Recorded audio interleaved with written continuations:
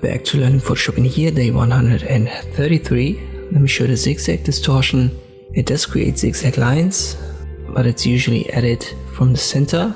Let us use this image right here. The image layer is active. I go to Filter, Distort, and it's the last option currently called Zigzag. And here's a mesh at the bottom right, where you can see what's happening.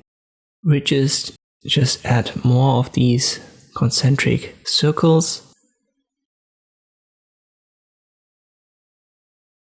Any amount increase the intensity, and you can do that in both directions, so negative and positive. Style is the most important though. You can see that with the mesh, and that's what I mean by these zigzag lines being created from the center.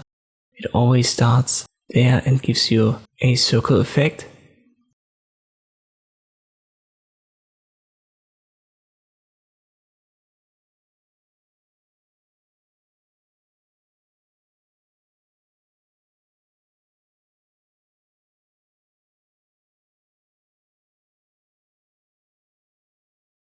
Let us use a round center in this example.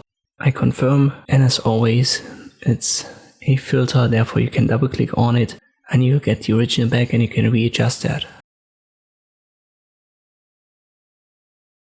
So let me, for example, add the pond style. I confirm, and this applied to the original. And this I can use the Zig Zag Distortion in Photoshop. I hope this video was helpful. Thank you for watching, and I'll see you next time.